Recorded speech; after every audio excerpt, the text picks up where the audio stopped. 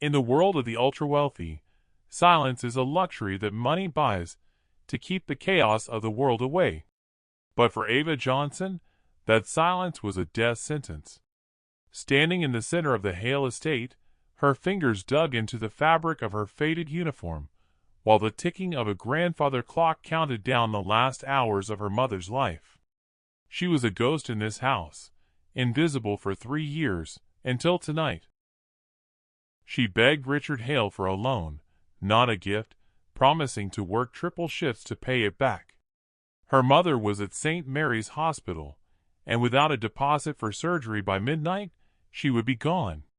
Richard looked at her with a cold, detached curiosity, but before he could speak, the sharp click of designer heels echoed across the marble.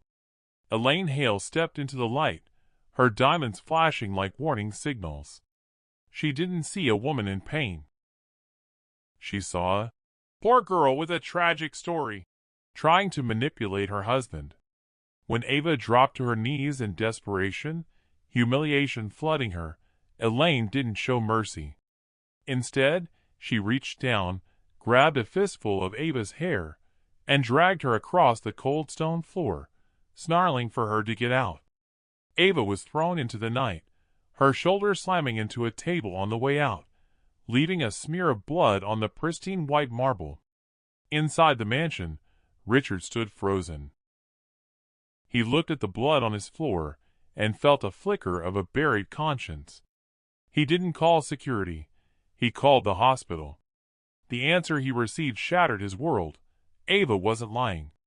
While Richard raced to his car, Ava sat on a city bus, her phone buzzing with a final warning from the nurse. It was 11:50 p.m., and the operating room was being released. She stepped off the bus and collapsed, but then a pair of headlights cut through the fog. Richard arrived with a receipt for a $50,000 deposit, but his face was pale as he looked at a text from Elaine. "If you help that girl, I will burn this empire to the ground." The clock struck midnight, and the war began. The surgery moved forward, but Elaine was already moving to destroy them both, calling an emergency board session to remove Richard as CEO and planting stories in the tabloids that he was having an affair with the help. She even boasted that she had erased the security footage of the assault. But she forgot one thing. Richard was the one who designed the security system, and he had recorded her confession on a high-tech pen. The truth, however, carried a heavy price.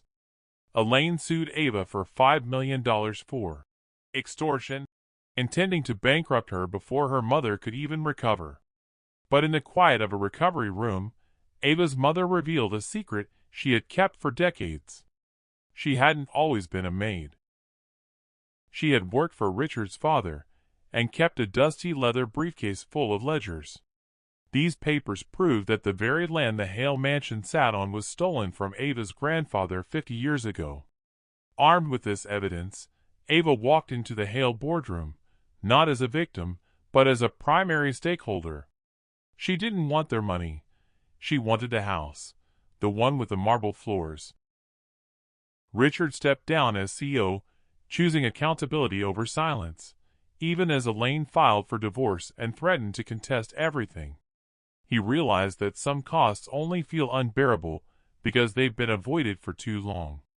The aftermath was loud. Reporters swarmed the hospital, and anonymous threats arrived on Ava's phone, but she refused to shrink back. She worked with Richard to lead an independent oversight foundation, ensuring worker safety and transparent audits. When Elaine tried to frame their partnership as a scandal, they responded with cold, hard facts. Ava eventually walked her mother through the park, both of them breathing air that no longer felt like poison. Richard had lost his position, but he had found his integrity. One evening, a young girl arrived at the mansion's door, looking just as terrified as Ava had once been. Ava didn't hesitate. She held the door open and asked her to tell her everything. Because in that house, the silence was finally over, and the truth was no longer a luxury, it was the foundation. Ava had asked for a loan to save a life, but she ended up claiming a legacy, proving that dignity, once found, never needs permission to stay. As the sun sets over the city, the lights of the Hale estate flicker on, but they no longer represent a barrier between the haves and the have-nots. They represent a beacon. Ava's journey started with a desperate plea on a cold marble floor and ended with her owning the very ground she was once dragged across. But the real victory wasn't the mansion or the money. It was the moment she realized that her voice had power, even when she had nothing else. Richard lost his title, but he found his soul. Elaine kept her bitterness, but she lost her grip on a world that is finally starting to listen to the silent. Life will often try to tell you where you belong. It will try to convince you that your struggle makes you invisible, and that your pain doesn't count. But remember Ava. Remember that the truth doesn't need a billionaire's bank account to be heard. It only needs one person brave enough to stop whispering. Now, I have a question for you. If you were in Richard's shoes that night, would you have risked your entire empire to help someone who could do nothing for you? Or do you think Elaine was just protecting what she worked for? Let me know your thoughts in the comments below. I read every single one, and your perspective might just help someone else find their courage today.